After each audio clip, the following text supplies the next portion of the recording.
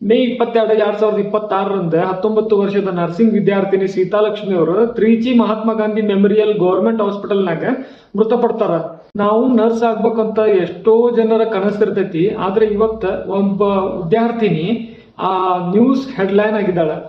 ಒಬ್ಬ ನರ್ಸಿಂಗ್ ವಿದ್ಯಾರ್ಥಿನಿ ಸಾವಿರಾರು ಜನರ ಪ್ರಾಣ ಉಳಿಸುವ ಕನಸು ಕಂಡಿರ್ತಾಳ, ಆದ್ರೆ ಇವತ್ತು ಅದೇ ಆಸ್ಪತ್ರೆಯಲ್ಲಿ ತನ್ನ ಪ್ರಾಣನ ಕಳ್ಕೊಂಡಾಳ. ತಮಿಳುನಾಡು 3Gಯ ನರ್ಸಿಂಗ್ ವಿದ್ಯಾರ್ಥಿನಿ ಸೀತಾಲಕ್ಷ್ಮಿಗೆ ಮೂಗಿನ ಒಳಗ ಎಕ್ಸೆಸಿವ್ ಟಿಶ್ಯೂ ಗ್ರೋತ್ ಆಗಿರ್ತೈತಿ. ಅದ್ರ ಸಲುವಾಗಿ ಒಂದು ಸಣ್ಣ ಆಪರೇಷನ್ ಮಾಡ್ಬೇಕು. ಅದಾದ್ಮೇಲೆ ಆಪರೇಷನ್ ಮುಗಿದ್ಮೇಲೆ ಒಂದಿನ ಅಡ್ಮಿಟ್ ಇದ್ದು ಆಮೇಲೆ ನೀವು ಮನೆಗೆ ಹೋಗ್ಬೇಕಂತೇಳಿ ಡಾಕ್ಟರ್ ಅವ್ರಿಗೆ ಸಜೆಷನ್ ಮಾಡ್ತಾರ. ಸೊ ಹಂಗಾಗಿ ಅವ್ರ ಪೇರೆಂಟ್ಸ್ ಏನ್ ಮಾಡ್ತಾರ, ಆಯ್ತು ಹಂಗಂದ್ರ ಅಡ್ಮಿಟ್ ಮಾಡೋಣ ಅಂತ ಹೇಳಿ ಫಾಲೋ ಅಪ್ ಬಂದಾಗ ಅವ್ರನ್ನ ಅಡ್ಮಿಟ್ ಮಾಡ್ತಾರ ಹಾಸ್ಪಿಟಲ್ನಾಗ. ಆಪರೇಷನ್ ಥಿಯೇಟರ್ ಒಳಗಡೆ ಹೋದ್ಮೇಲೆ ಅವರು ಅನಸ್ತೇಷಿಯನ್ನ ಕೊಡ್ತಾರ.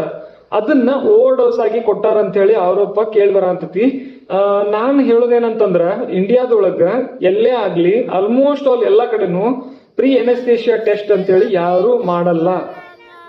ಬಟ್ ಡಾಕ್ಟರ್ ಅಂತಾರ ನಾವು ಅವಳ ಜೀವನ ಉಳ್ಸಾಕ ಪ್ರಯತ್ನ ಪಟ್ಟಿವಿ ಅಂತ ಹೇಳ್ತಾರ. ಅವ್ರ ತಂದೆ ತಾಯಿ ಕ್ವಶನ್ ಏನಪ್ಪಾ ಅಂತಂದ್ರ, ನನ್ನ ಮಗಳಿಗೆ ಸಣ್ಣ ಮೈನರ್ ಸರ್ಜರಿ ಐತೆ ಅಂತೇಳಿ ಔಟಿ ಒಳಗೆ ಕರ್ಕೊಂಡು ಹೋಗಿ ನೀವು ಕೊನೆಗೂ ಶವವಾಗಿ ಹೊರ ಕೊಟ್ರಲ್ಲ ಅಂತೇಳಿ ಒಂದು ದೊಡ್ಡ ಪ್ರಶ್ನೆ ಆಗಿ ಉಳ್ಕೊಂತು. ಇದು ಒಂದು ಕುಟುಂಬದ ನೋವಲ್ಲ, ಪ್ರತಿಯೊಬ್ಬರ ಮನಸ್ಸಿನಲ್ಲೂ ಭಯ ಹುಟ್ಟಿಸುತ್ತ. ನಾವೇನ್ ಅನ್ಕೊಂಡಿರ್ತೀವಿ, ಹಾಸ್ಪಿಟಲ್ ಅಂದ್ರೆ ಜೀವ ಉಳಿಸೋದಂತ ಒಂದು ಸ್ಥಳ ಅಂತ ಅನ್ಕೊಂಡಿರ್ತೀವಿ. ಡಾಕ್ಟರ್ ಅಂತಂದ್ರ ಒಬ್ಬ ದೇವ್ರ ತರ ನಾವು ಅನ್ಕೊಂಡಿರ್ತೀವಿ. ಬಟ್ ಅದೇ ಜಾಗದಾಗ ಜೀವ ಹೋಗೈತಿ. ಅದು ಡಾಕ್ಟರ್ ನೆಗ್ಲಿಜೆನ್ಸಿ ಅಂತಂದ್ರ ಇದಕ್ಕ ಅಲ್ಲಿನ ಸಿಸ್ಟಮ್ ಆನ್ಸರ್ ಕೊಡ್ಲೇಬೇಕಾಗತ್ತ. ಅಂಡ್ ಈ ಸುದ್ದಿ ಕೇಳುತ್ತಿದ್ದಂತ ನೂರಾರು ನರ್ಸಿಂಗ್ ಸ್ಟೂಡೆಂಟ್ಗಳು ರಸ್ತೆಗೆ ಇಳಿದು ಆಸ್ಪತ್ರೆ ಮುಂದೆ ಪ್ರತಿಭಟನೆಯನ್ನು ಮಾಡಾಂತಾರ. ಫೈನಲಿ ನಾನ್ ಹೇಳುದು ಏನಪ್ಪಾ ಅಂತಂದ್ರ, ಮಗಳನ್ನ ಕಳ್ಕೊಂಡಿರತಕ್ಕಂತ ಆ ತಂದೆ ತಾಯಿಗೆ ನೋವನ್ನ ಮರೆಸುವಂತ ಶಕ್ತಿ ಕೊಡ್ಲಿ ಆ ದೇವ್ರು ಅಂತ ಕೇಳ್ತಾ, ಜಸ್ಟಿಸ್ ಫಾರ್ ಸೀತಾಲಕ್ಷ್ಮಿ ಎಂಬ ಕೂಗು ಎಲ್ಲ ಕಡೆನೂ ಹರಡ್ಬೇಕು. ಇದನ್ನ ಆಲ್ಮೋಸ್ಟ್ ಆಲ್ ಶೇರ್ ಮಾಡಕ್ ಟ್ರೈ ಮಾಡ್ರಿ. Thank you.